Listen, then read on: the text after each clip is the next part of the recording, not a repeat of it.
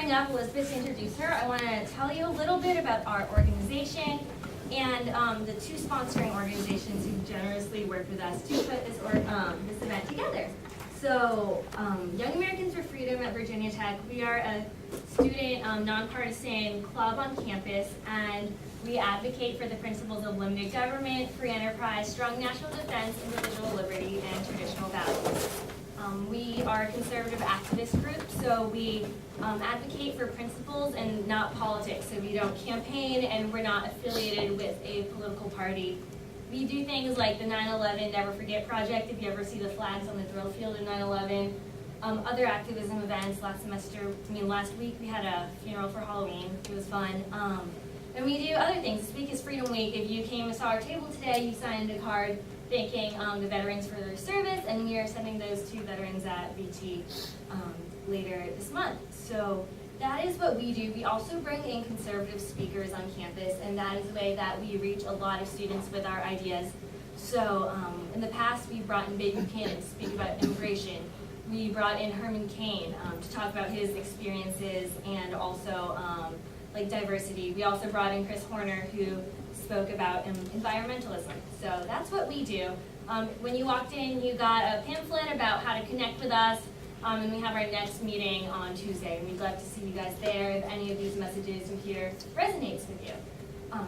The next sponsoring organization is Young America's Foundation, and they're the parent organization of Young Americans for Freedom, and YAF is one of their chapter affiliates. They also have the Reagan Ranch and National Journalism Center, and they provide support to YAF chapters like ours and also college students across the country with various conferences and seminars around the country and at Reagan's Ranch in Santa Barbara.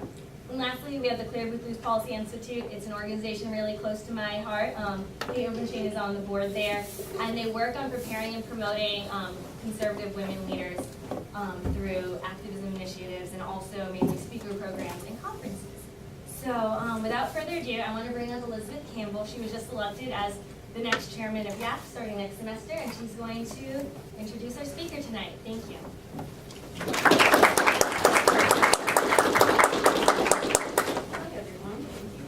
We just had dinner with Kate, and it was wonderful. She's an amazing woman and one of my role models, one of my favorite speakers, and I'm so excited she's here to talk to you all today. She's a regular guest on Fox News and a popular campus speaker. She's a fearless defender of conservative principles and inspires audiences with her passionate, experienced insights, never hesitating to speak her mind, even when it contradicts with the political establishment, as it often does. Kate is the author of Divider-in-Chief, The Fraud of Hope and Change, a book that has garnered national praise for its searing, systematic indictment of the Obama administration's divisive, destructive tactics. Kate also served as the first female chairman of the Virginia GOP from 2003 to 2006, and also as Young Americans Foundation vice president from 2008 to 2012. Kate is a Virginia native. She graduated from the University of Virginia. She's a resident of Winchester, Virginia, where she lives with her 4 children. And like I said, I'm so excited for her to speak with you all today, and I'm so excited for you to hear what she has to say. So help me in welcoming Kate Obenshain.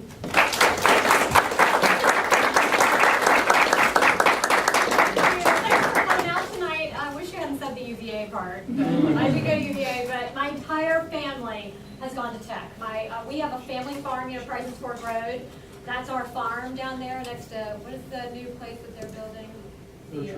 The Retreat, right. So we're the farm there. So I have deep roots here in Hokie Nation. So thanks so much for letting me come and talk to you. Happy Veterans Day. Would be remiss not to say that. Anybody who's serving or has served, y'all are too young to have served, but I just want to say thank you and to your family members who have served. It's really something incredible, so thank you. I want to thank Lauren for starting this YAF chapter, and for Darren and for Alex and all the guys, and Elizabeth, congratulations. Tim, we had a great time at dinner. Thank you for having me, but I got to tell you, it takes courage to start a YAF chapter on a college campus right now. So whether you're conservative or liberal, that doesn't matter right now, but we've got to give credit to people who stand up for what they believe in, particularly when it goes against the prevailing orthodoxy. And frankly, on all but a very small handful of schools, conservatism is way against the prevailing orthodoxy on campuses. It's against what administrators are pushing, it's against what a majority of professors are pushing, and there's this sort of chilling effect that has happened on college campuses, and I want to talk a lot about that tonight. Even more than I want to talk about the war on women, I want to talk about what's happening on our college campuses so that somebody like Lauren actually has to dig deep. It took her 2 years of going to conferences, and that's not a criticism. A lot of people never do it.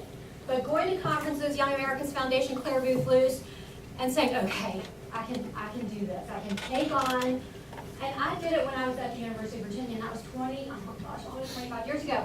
And it was hard then. It was, political correctness was just kind of taking hold, and I was often incredibly isolated.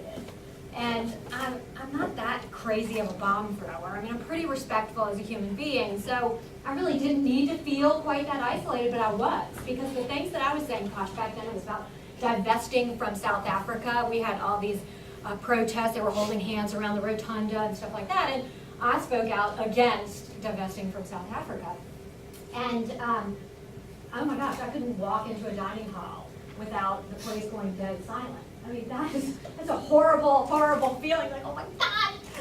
But it's really great that you're standing up for what you believe in, because the most important thing that you're standing up for right now is not conservatism. And, you know, the candidates, so this is not political, but the candidates that run as conservatives, that is not the most important part of what you're doing right now. The most important part, and something that we should all embrace, regardless of our ideology, is free speech.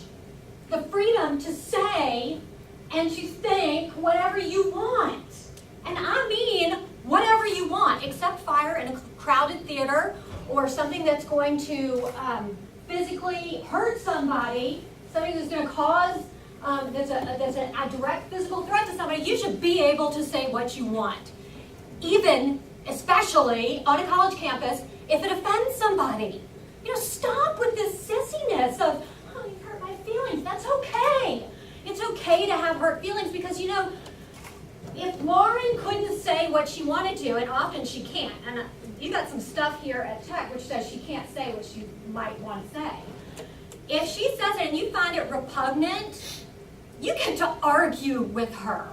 You get to take her on and try to disprove every one of her ideas if you want to. But if she is silenced because she knows she's going to be sent to sensitivity training or whatever ridiculousness that universities come up with now, you're never going to know, because she's never going to say it, and you're never going to have the chance to talk to her about what she believes.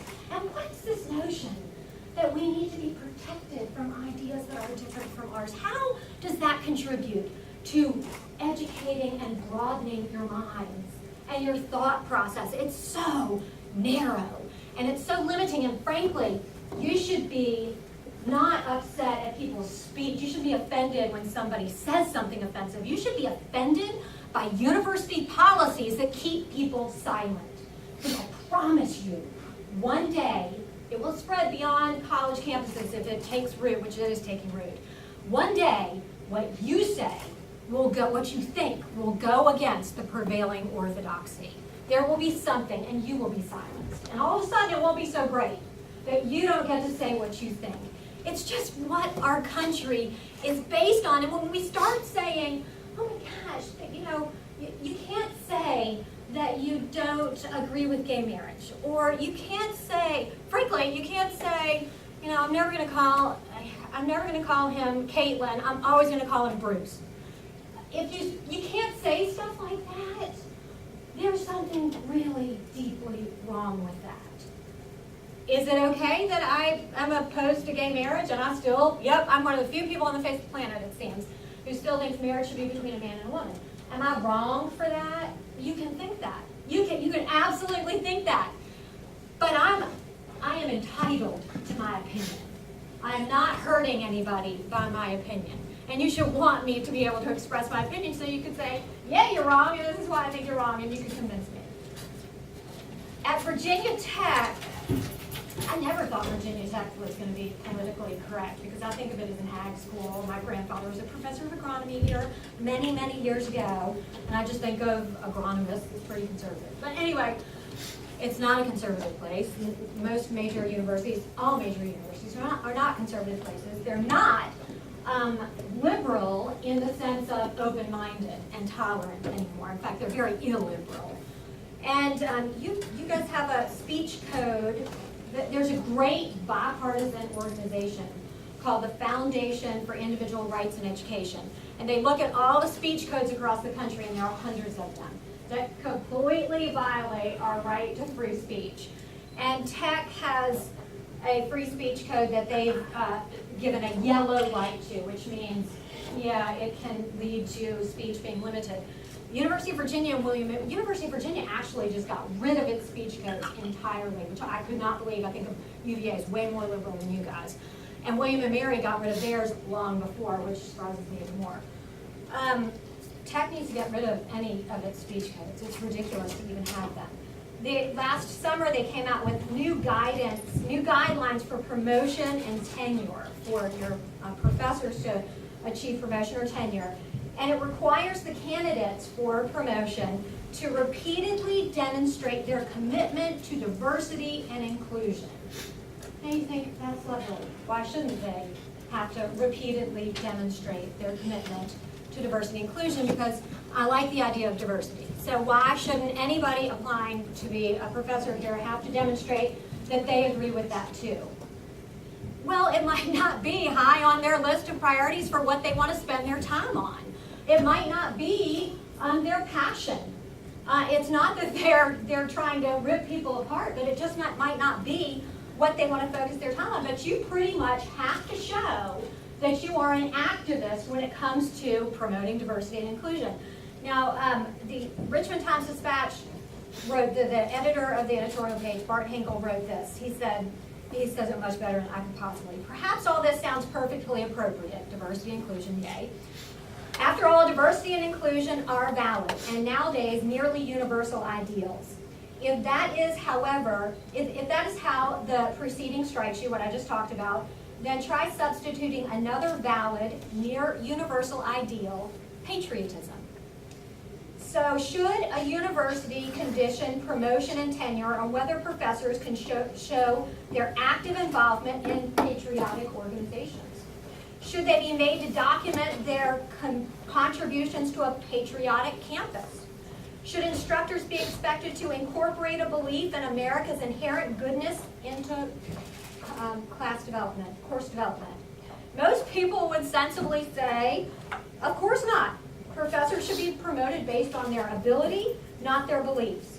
Yet having tried and failed once to impose ideological conformity across the faculty, Tech apparently intends to try again. They tried a couple of years ago and then they backed off and now they've come back full steam ahead.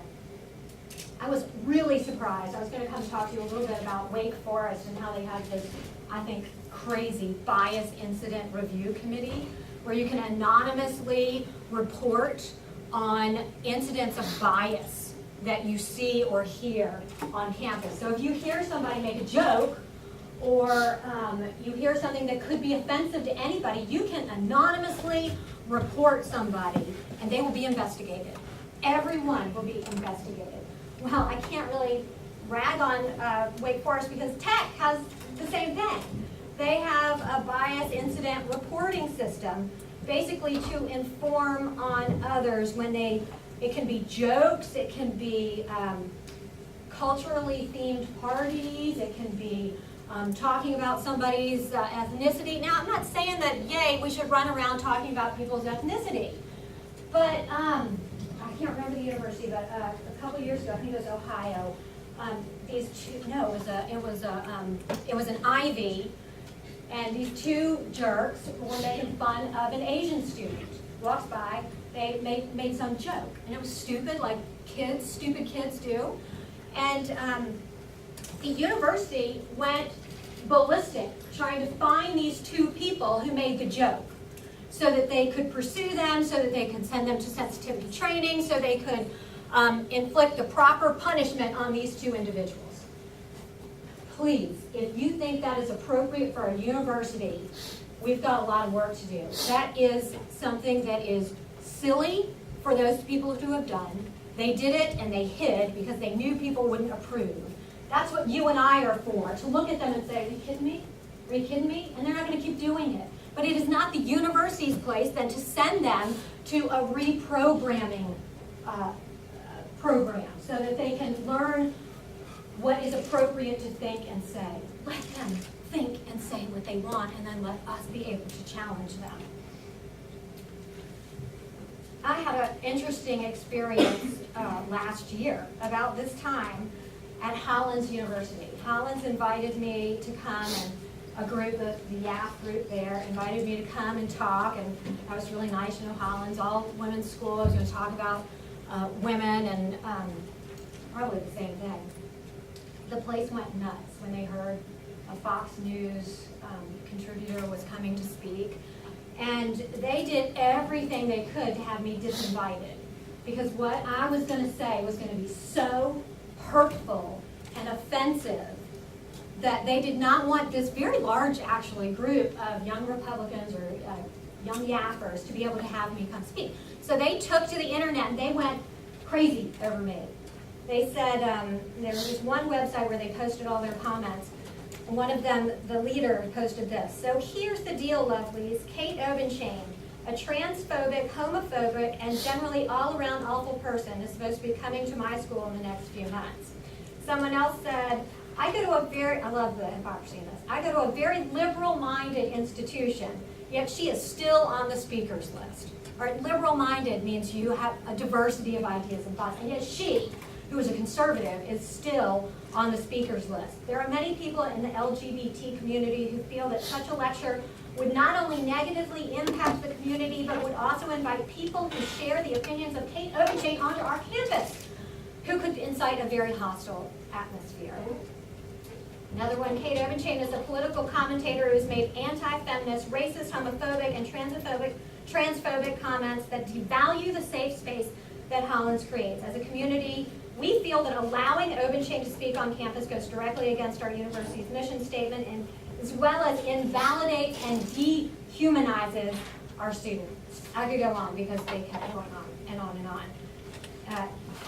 Look, I disagree with a lot of, philosophically with a lot of these folks who wrote those comments. We just disagree, and that's all fine, but I'm really not some of the things that they said. Even if I were some of the things that they said, I still can say what I want to say. I can still think it, but the point is, there was this group of students who absolutely were swimming upstream at Hollins and would be swimming upstream here at Tech, who wanted me to come speak. Because why can't their perspective be voiced? And you know what? I read these comments at that speech, and these young women went crazy because I dared to read the comments that they put online. They said, you are violating our copyright by it was nuts.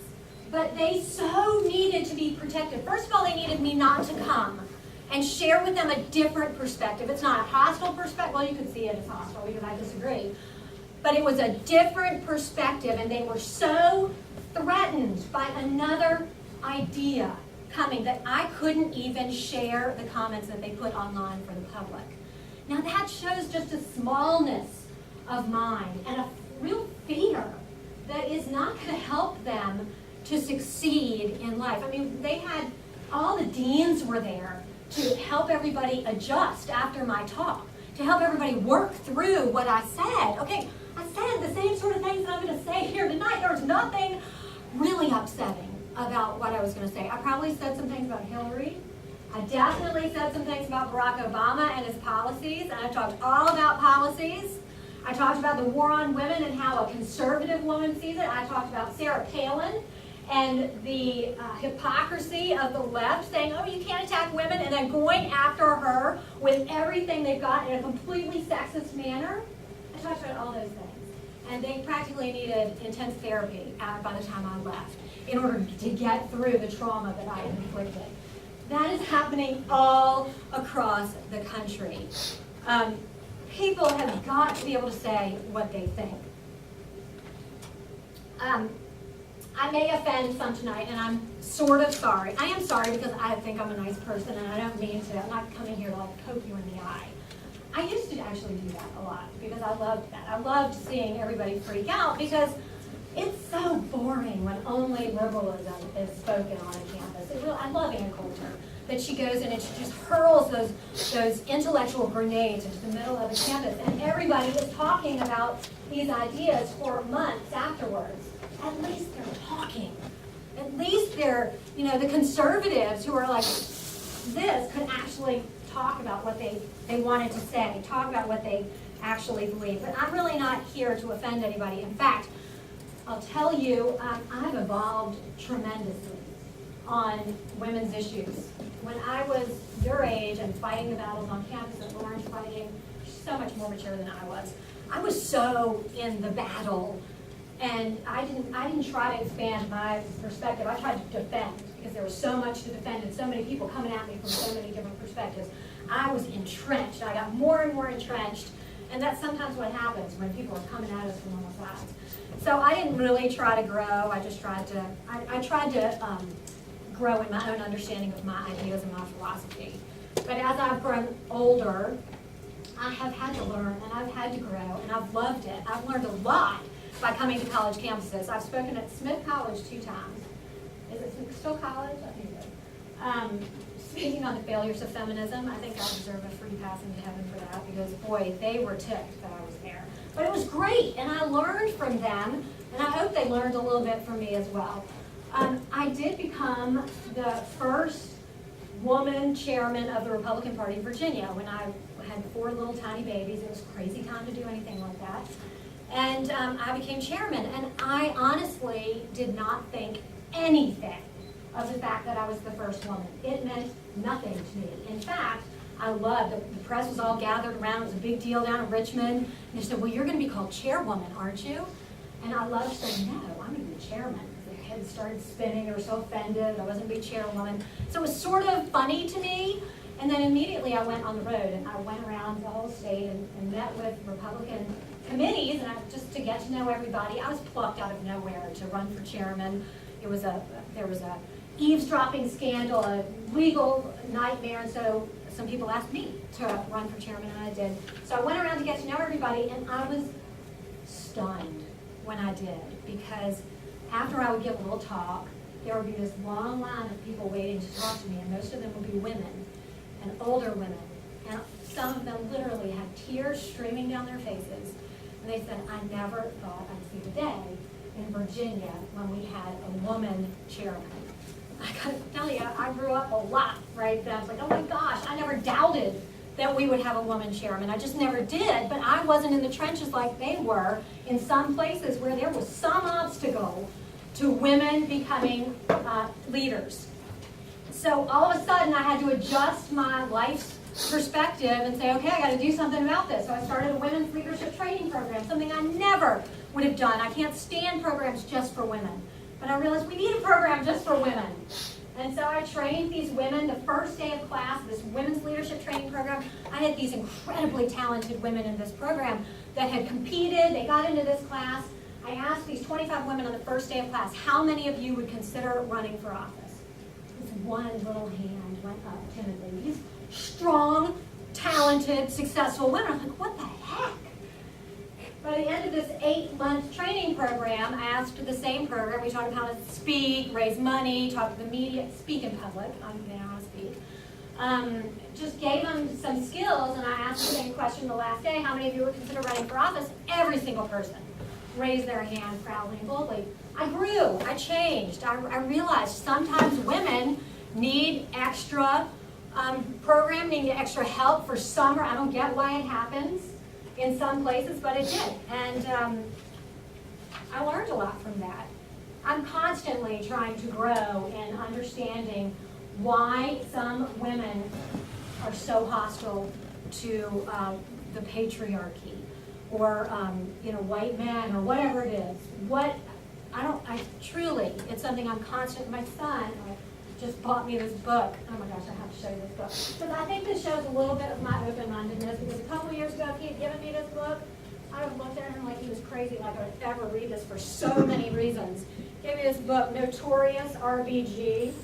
Okay, so it's about Ruth Bader Ginsburg. It's a takeoff on Notorious, what's his name, Biggie Smalls or whatever his name is. So I never would have read anything. But Ruth Bader Ginsburg, I'm reading a book on Ruth Bader Ginsburg. That shows something about my husband. And she's really amazing. It's a very cool, very cool story. But I want to talk about this thing called the war on women. And I want to talk about what's behind it, and it ties right into what I see happening here at Tech and all across the country. The silencing of conservatives or the silencing of anybody with a different opinion. The reason this is happening is because when somebody needs to win and they can't by just arguing philosophy, they demonize the people who disagree with them. That's why I wrote the book, Divider in Chief, about Barack Obama. He is a master of dividing. So when it comes to any issue, Barack Obama decided, he was a community activist. This is what community activists do. They rip a community apart on issues, they pit people against each other, stir the pot, and then they ram through whatever the policy initiative or whatever the change is that they're trying to run through. Barack Obama is brilliant at it, and he started it nationally when he ran for president. So it wasn't, if you disagreed with him on immigration, for instance, it would not be, he wouldn't come back at you and say, okay, you believe that we are a nation of laws and that we can't allow people to come in because it hurts our economy, disrespects the law, blah, blah, blah. No, it's because you're a racist. And you hate anybody who does not look like you and who came from another country. You want to rip babies out of the arms of their mothers. So it's demonizing, it's villainizing, pitting people against each other. They did it on, remember pushing grandma, you might not, pushing grandma off the cliff. The minute they took on the Medicaid, Republicans came up, it was Paul Ryan, he came up with this really bold plan for reforming Social Security, Medicare, Medicaid. And what do the Democrats do? Instead of saying, okay, well that's stupid because this, and this, they said, oh my gosh, the Republicans want to push grandma off the cliff, and they had this one ad where grandma was literally pushed off the cliff. It was a sick ad, and it killed any chance Paul Ryan had of getting any reforms through whatsoever because he wanted to kill grandma. So it's not, okay, your ideas are different, and we disagree, it's you are an evil person. And so if the people in this country are convinced that Boehner or McConnell are evil, it doesn't matter what they say. All the Democrats have to do is say, you hate white people. I mean, you hate black people. You hate Hispanics. You hate women. That's their favorite. So in 2010, for the first time, I think since Reagan, in the midterm elections, Republicans won women. It was, from my perspective, so cool. Because women were sort of waking up. It was a terrible time economically. I don't know if y'all remember when Barack Obama was first president, it was a disaster. That first year was bad. It was just gonna be bad. And so they lost women. They lost everybody. Republicans took over Congress and stormed the place. So the Democrats, led by Barack Obama, decided this is never happening again. They will never win women again. And so we're gonna create this thing called the war on women. And we're going to say that Republican policies are not just wrong, but they're evil and they're hateful towards women. And they actually started using the language of the war on women. And they accused Republicans of all sorts of hateful things. Of course, we had a couple really stupid candidates that played right into that. There was a rape comment, and I can't remember what the other one was, Todd Aiken. The names the Democrats brought up every time. And he said, so I'm telling you about the bad one. That was so dumb. But those were the two examples that the Democrats love to say, oh, they're all just like Todd Aiken or whatever the other guy's name was. So we certainly played into it as well. But again and again, remember the debate with Mitt Romney and Barack Obama when Mitt Romney was asked, what have you done to promote women? And Mitt Romney said, well, I've got these binders full of women where we're looking when I was governor, and we went through them to try to find more women for these positions, and the Democrats went crazy and said, binders full of women? That is so sexist. How dare you say that? And I'm like, wait a minute. He said he has binders, binders with women's resumes in them. But no, that was the last straw with women, because the Democrats had so effectively built up this narrative that Mitt Romney wanted women barefoot, pregnant, in the kitchen. And they did these polls where women said they thought that Mitt Romney wanted them to be at home, stay-at-home moms, all of them be stay-at-home moms. So this rhetoric, this narrative really took hold. And then the Democrats, Barack Obama, put out this Life of Julia, this web page where they had Julia, who was a cartoon figure, animated character, where she needed the government. It showed how government had helped poor little Julia from cradle to grave, how government had assisted her and helped her, and government's going to do the same thing for you. Government's going to take care of you. And this whole, the notion of the Democrats are going to help women, because that's the only way women can make it, is that the government helps them. And Republicans hate you, and they want you barefoot and in the kitchen, and they want to take away all of your health care, by the way. Every bit of your health care. They don't want you to have any access to health care. They really did say things like that were so stunning. And they won. Oh my gosh, they won huge among women. There was really, there was no chance that the Republicans were going to win. And Republicans were just totally flat-footed, too. They couldn't believe it. They thought that surely people are going to look behind the rhetoric and they're going to look at my ideas. No way. The rhetoric was way too, this dividing and this hate-filled stuff is incredibly effective. That's why they keep using it, because it works. So the whole philosophy of ripping people apart was successful. So let's look, though, at what the real war against women is.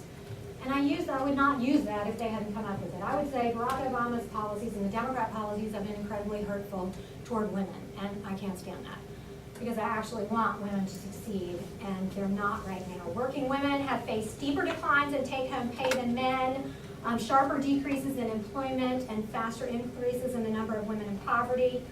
The median household income has decreased $1,300 under Obama after inflation, but for women it went down 4 cents for every dollar. For men, it has increased slightly. 2 million more women are in poverty now than when Barack Obama became president. It's 16%, the highest rate in 20 years. Poverty among single women with children at home is 40%. I can't even really believe that that statistic is true, but it is. It's 39.8 or something. Among single dads, it's 22%. So 40% for single moms with kids at home, 22% for single dads with kids at home. Labor participation for women is 56%. The percentage of women in the workforce right now. That's the lowest level since 1978.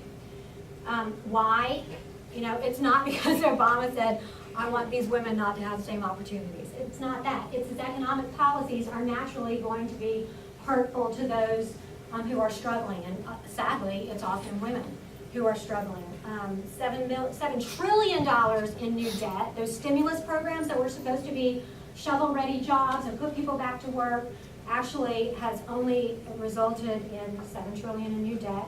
Punitive tax rates. When tax rates are punitive, that means businesses are not hiring as many people. Minimum wage hikes, regulatory overreach, obviously. So Obama's regulatory economic policies are harming women. So it's really hard to say the Republicans are the ones waging the war against women when it's the Democrat policies that are hurting them. I want to talk just a bit about Hillary. If we're thinking that she's going to come in and be the champion for women, I really don't think so. I loved how she said this. Obama and Hillary are two peas in a pod. And she is the master, just like Obama is, at ripping people apart and turning them against each other. Of course, Obama said that he was going to bring us all together again. Remember that? That didn't really happen. So Hillary said, I think it was it was a couple months ago, these quote, extreme views about women we expect from some terrorist groups, but a little hard to take from Republicans. I think that's a hate speech, probably. She would have to be sent to sensitivity training if I had anything to do with it. She would definitely have violated the Virginia Tech speech code. Remember when Hillary, I keep forgetting, y'all are so young. Y'all don't remember when Bill Clinton was president? Well, they don't. They don't, okay, well, I thought the sympathetic audience over here nodding. I appreciate that, please keep it up. So when Bill Clinton was president, Monica Lewinsky and all this stuff, it wasn't just Monica, it was Jennifer Flowers, it was Kathleen Wiley, it was all sorts of people. And Hillary dubbed it the bimbo eruptions because it was getting in her way. So she was calling these women floozies, essentially. Said Jennifer Flowers, all you had to do was drag $100 through a trailer park and Jennifer Flowers would come out from nowhere. That, I mean, talk about disrespectful towards women. She said horrible things about Monica Lewinsky. I mean, that woman's life was ruined, and Hillary contributed to that because it was a woman who was getting in her way. Then, yesterday or the day before, she laughs at the guy who stands up and says at one of her events and says every time Carly Fiorina speaks, I want to strangle her. So Hillary Clinton laughs.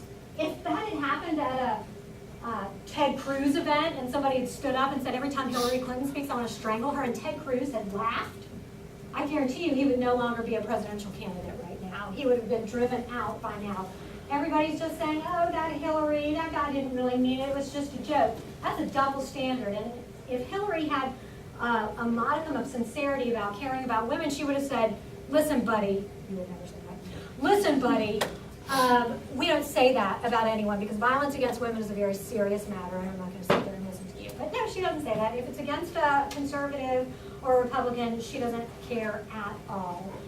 Interestingly, Hillary's support among women dropped from July. It was 42% higher than it was in September. It's down to 42%. Oh, it dropped 29 points. It's down to 42%.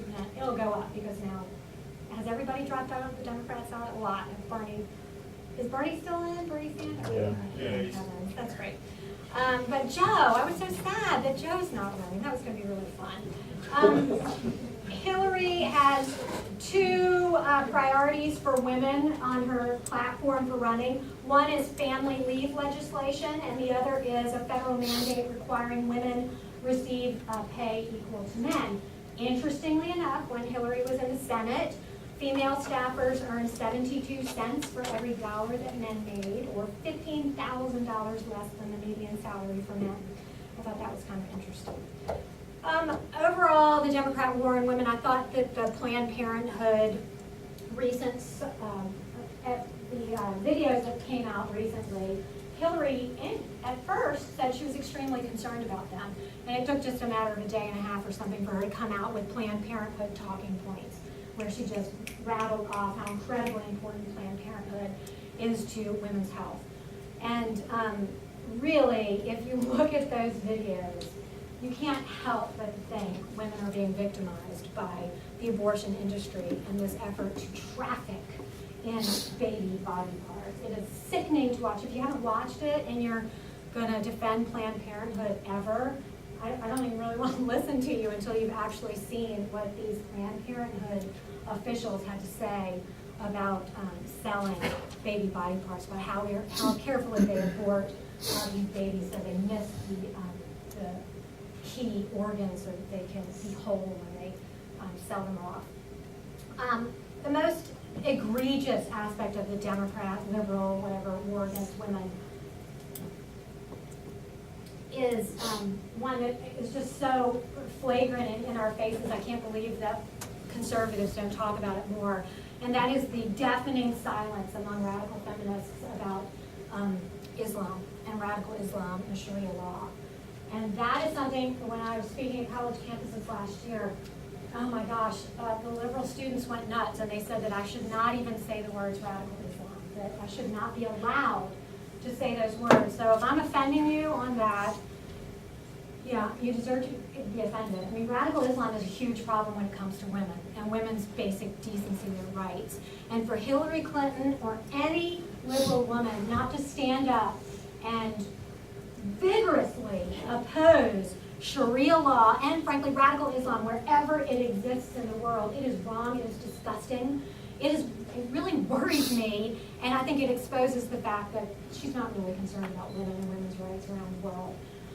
She's concerned about electoral power. And those who perpetuate this whole war against women, the supposed Republican war against women, when they ignore not only assaults against conservative women, which happen all the time. We could go through the list of what conservative women have been called: Michelle Malkin, mashed up bag of meat, things that Oberman has said, and David Letterman, and any number of people have said about Republican women, and never get called on it by the left. But that pales in comparison to ignoring what is happening in this country, but also around the world when it comes to radical Islam. Women having their ears and noses cut off and then left on the side of the road to die. That we're not more offended and horrified. Just last year, Ayaan Hirsi Ali, this incredible anti-radical Islam crusader who was constantly under death threats, surrounded by bodyguards, she was invited to speak at Brandeis University, maybe for the commencement, but maybe, I'm not sure about that. When some liberal students heard that she was invited, they went ballistic and insisted that the invitation be rescinded, and the school immediately said, fine, yes, absolutely, she shouldn't be here. Ayaan Hirsi Ali, she's not a conservative, she's not a Christian, she's an atheist. She's lived in 4 radical Islam nations. She's been sold off into a forced marriage by her parents. She was mutilated at the age of 4 with no anesthesia. If anybody understands the horror and terror of radical Islam against women, I mean, her purpose in life is to free women from the chains of radical Islam. And the liberals at Brandeis University told her she had no place on their campus. I can't believe that liberalism, with a straight face, can say Republicans are waging a war against women. It literally makes my stomach churn. That is the sort of thing, she is exactly the speaker that should be on college campuses. And yes, radical liberals should be on college campuses. There should be this incredible crash of ideas on college campuses. You all should be free to say what you want. I had dinner with these YAFers tonight. They are not free to say what they want. It was a big step and a very courageous step for them to do something so fun and funny as to have a Halloween funeral. And that some people are going to be offended by that. At Yale University last week, this professor wrote the most respectful email I have ever read, criticizing Yale's policy of going through and categorizing which Halloween costumes are offensive and should not be permitted on Yale's campus. So this professor of early childhood development, she has great arguments, so respectful and deferential, and I understand cultural issues. I don't want to hurt anybody's feelings. But I just want to say perhaps the university's attention is being misspent on assuming that 18-year-olds can't figure out what to dress up as for Halloween. I'm just saying. Well, she and her husband, who is an administrator, are facing, they're being spat upon. They're having people yell all sorts of hateful things at them on the campus of Yale. Students are trying to get them removed from their position as their resident, resident college. They're the adults that live there. Their students are trying to get them removed because this woman had the unmitigated temerity to say, maybe we shouldn't be babysitting these 18-year-olds when it comes to Halloween costumes. You know, perhaps if somebody wants to dress up as Mulan or a Disney princess, they should be allowed to. Let's lighten up a little bit. I just truly believe that the discussion has to start here on college campuses. We've got to be allowed to talk about women's issues, radical Islam, gay issues, transgender issues, our economy, immigration, not from a one-sided perspective. Our feelings, if they are hurt, stand up and defend your feelings or defend your ideology, but don't go file some biased incident review report on your classmate. Confront your classmate in an intellectual capacity and try to argue with them so that you'll grow and they'll grow. It just seems like a no-brainer, but sadly on campuses all across the country, it's not a no-brainer anymore. It's become a significant problem. I'm going to leave it there so that we can talk about whatever you want to talk about. So I want to say thank you so much for having me tonight, and I look forward to taking your questions.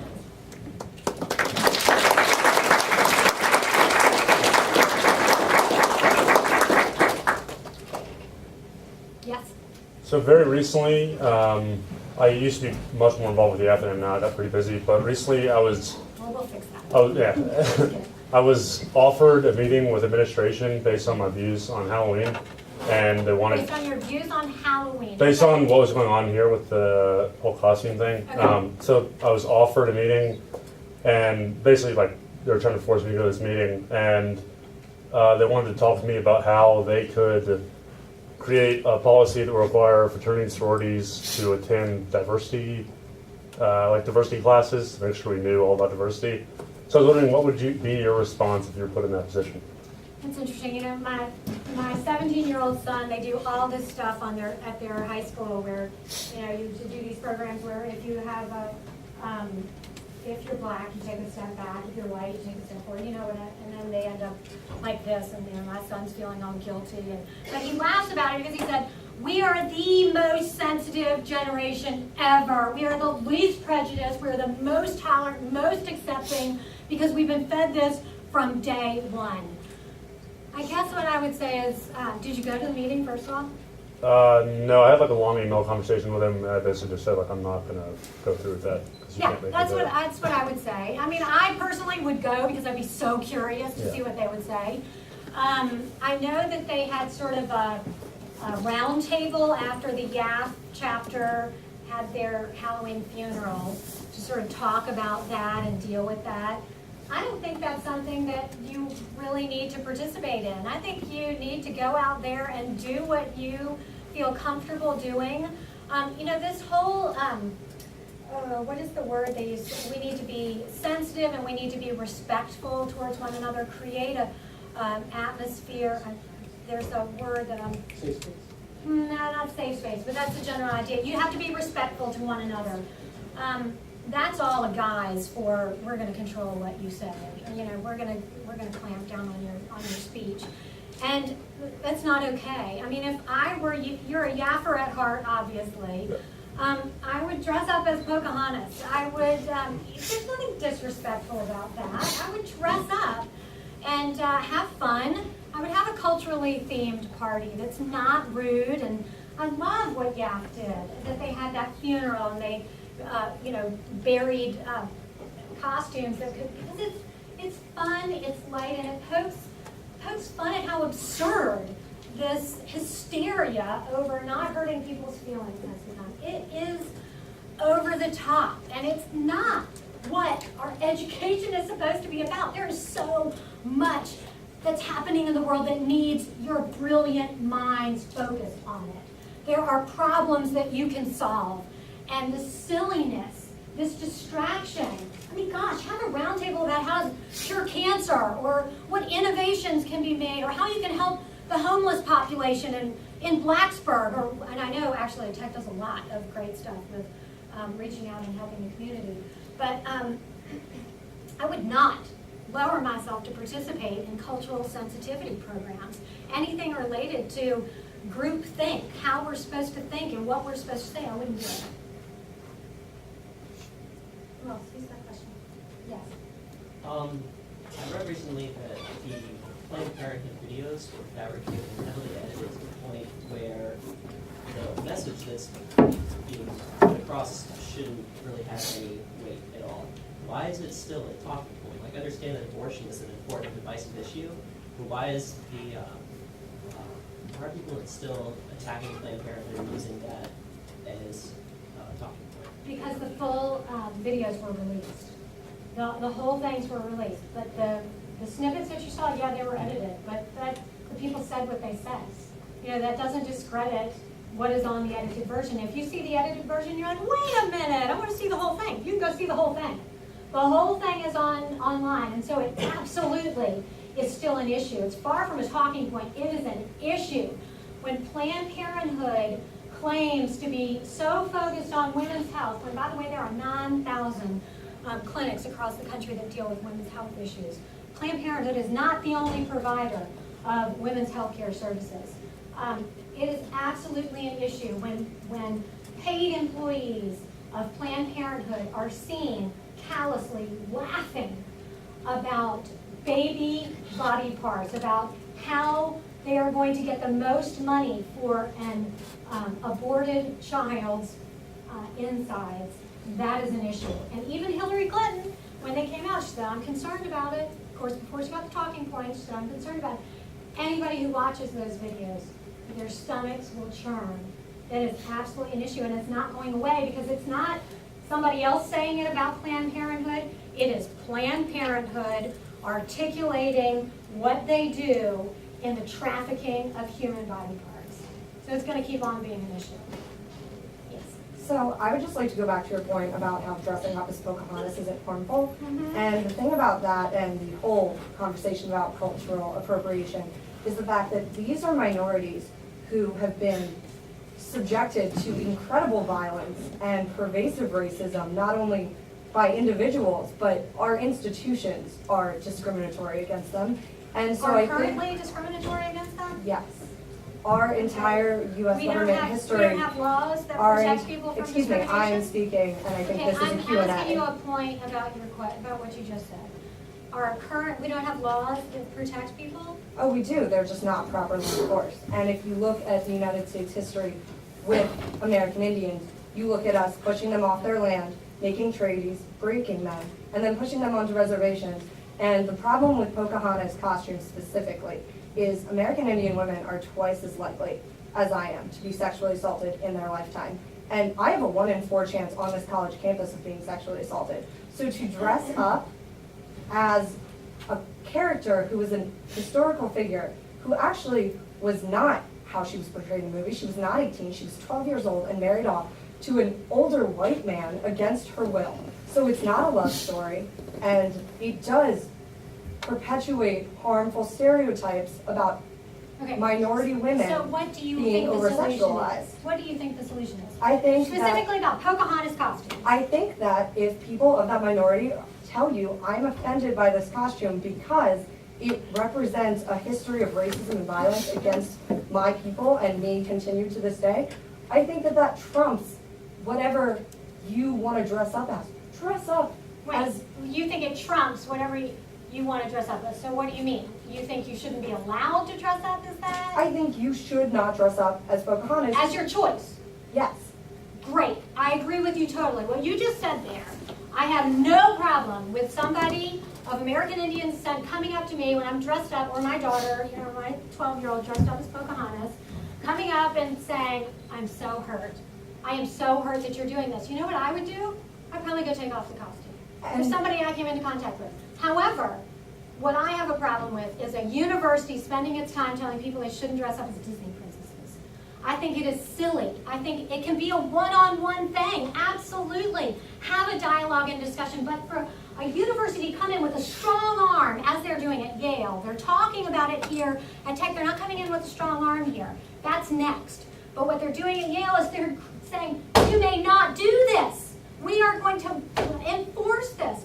That is ridiculous. Use your conscience. My conscience would say, okay, I'm not going to do it because I don't want to hurt people's feelings. Other people would say, I'm going to dress up as a Disney princess if I want to dress up as a Disney princess. That's their right.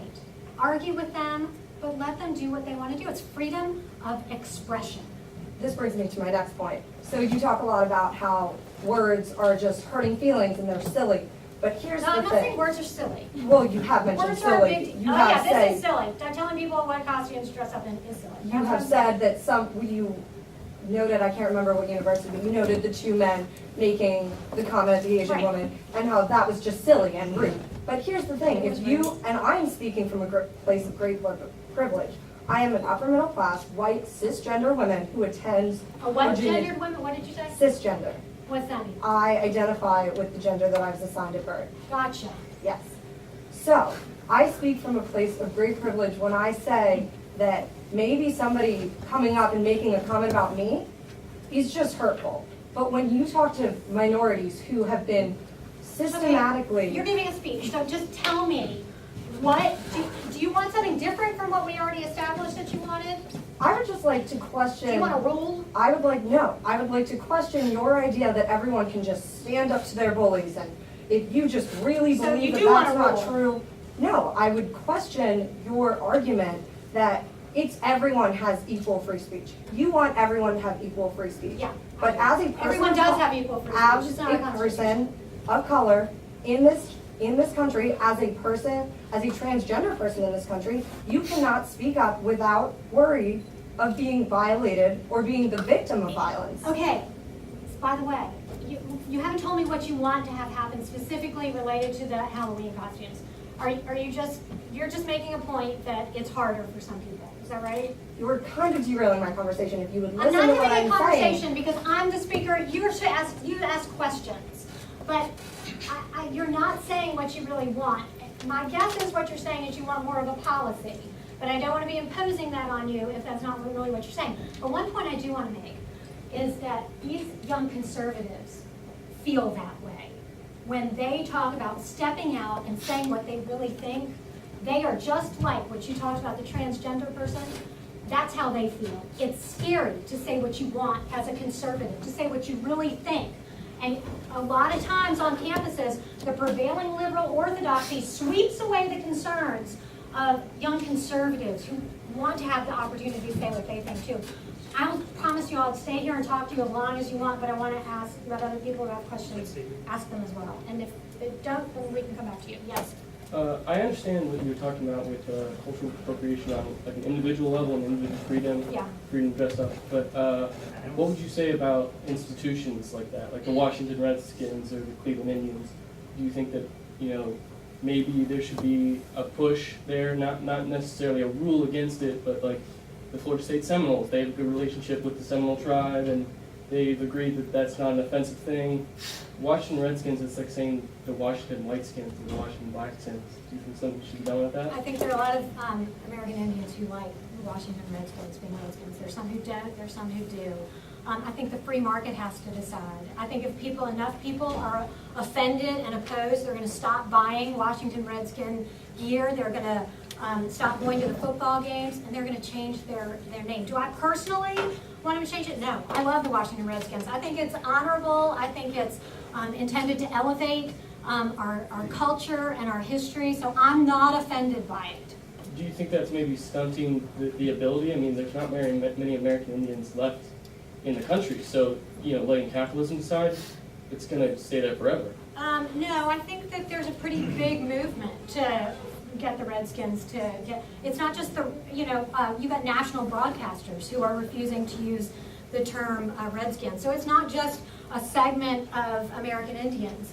But I will also say that there are a lot of American Indians who want the Washington Redskins to continue to be called the Washington Redskins. They think it's an honor.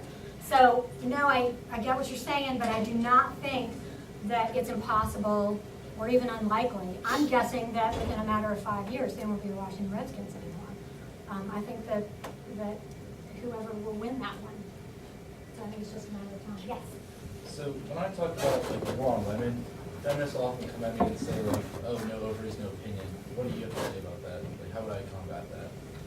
And do they say that about abortion too? You can't say what you think about abortion. Yeah. But you're a human being, particularly when it comes to abortion. Babies come from a man and a woman, and I think men are just as concerned about whether abortion occurs in any given instance. I think they're just as should be involved as to when abortion is okay, whether it's when babies can feel pain or whatever the point is. Obviously, you care about your child and whether you had a say in when your child's life is terminated. I also think, of course, on war on women, you have a right, not just a right, you have an obligation to say something. You have an obligation in many points to say something. One thing that ticked me off about Republican men, when Sarah Palin was attacked, when Michelle Bachmann viciously attacked. And by the way, I have such incredible respect for people like Sarah Palin, who I think she never backs down. Talk about her. She should have been the poster woman for feminism, because she is everything that feminism supposedly champions, but her political way she isn't, so she is castigated and mocked and humiliated, but she never gives up. But I was disgusted that Republican men didn't have the courage to stand up and say to the Democrats or the liberals or the comedians, back off. I can't believe you would use that sexist rhetoric against her. They should say it about whether it's against Hillary Clinton or against Sarah Palin or Michelle Bachmann or Ann Coulter, or whoever the most hated conservative of the day is. I think you have an obligation to champion conservative economic if you believe in conservative economic policies, that they are helpful to women, which I think they absolutely are. The greatest hope for women achieving parity, economic parity with men, is championing the free market, getting government out of the way so that businesses can grow and expand. You have an obligation to champion those policies and to champion women. I think part of the problem with conservatism and republicanism when it comes to reaching out to women is we won't talk specifically about women and how they are being impacted. We have to start talking, because we never have. We like to think, oh, we're all the same, we're not going to separate, and that's a noble instinct. But Democrats are cleaning our clocks on that. In terms of optics, if more Republican men don't promote Republican women, they can count out the fact that we're ever, count out any hope that Republicans are going to win a majority of women. They've got to start promoting women, and that is something, frankly, Republican men have not done very well. And I can give you little anecdotes when I've been at events with some of our leadership in the House and the Senate, and in walks somebody like Michelle Bachmann, who among conservatives and Republicans is a rock star, and just the distance that the Republican men, and I'm not attacking you YAF men, by the way, I'm saying we got to change our approach. And when she walks in that door, you got to go over there and champion her, and champion when we're going to elevate and promote, and that's when you succeed. Instead of being scared of the issue, we have a tendency, men in particular, because they are always told you can't talk about that, they run in the opposite direction. It's time to stop running, turn around, and address the issue. Oftentimes when I say that I don't identify as a feminist, people get shocked and they always bring it back into the dictionary definition of feminism. And we know that that's not what the modern day movement represents. So what is a great argument or just way to articulate, What we do, Yeah. why you don't consider yourself a feminist? Yeah. That's a tough one for me, because in a traditional sense, you and I probably are feminists, but you have to be so careful, because feminism means different things to different people. And what I see feminism has evolved to be is so different from what its original intent was, which was equality for women and to stop objectifying women. I love that notion. But women, in my opinion, because of radical feminism, are so much more objectified right now than they were before. And that horrifies me. When I look at what's happening on college campuses, sorry, I keep going back to college campuses, but it's a microcosm for what's happening. And I see the hookup culture, after years of the radical feminist movement telling young women, you are just the same as men, you want the same things that men want, go out there, be sexually liberated, experience everything. I see the results of it. I see the rampant rise in sexually transmitted diseases. I am fully aware, as many of us are, men and women don't have the same needs. And I'm not criticizing anybody, but we're made differently. And as a result of this notion that, oh, we're supposed to be the same as men, women going out and experimenting and living the same life, we've got this, I believe, a trail of broken hearts. And it's women feeling used and objectified, and having to pull some shattered lives back together. And sex weeks all across the country. Do y'all have sex week here? What's that? Okay. Oh my gosh, you don't even great. Okay, well, probably next year we will. They're all over the country where they have these just crazy, in my opinion, crazy seminars about just different positions and different, university-sanctioned sex weeks where you've got male body parts walking around the quad. That's offensive, and I wouldn't feel that great about walking along and seeing a male body part walk along towards me or whatever. The V-Day monologues in some places required for students to go to, I think that's objectifying women, and it's so that's why the objectification of women, which is what I see as one of the results of the radical feminist movement, the utter sexualization of women. I think women now are often told by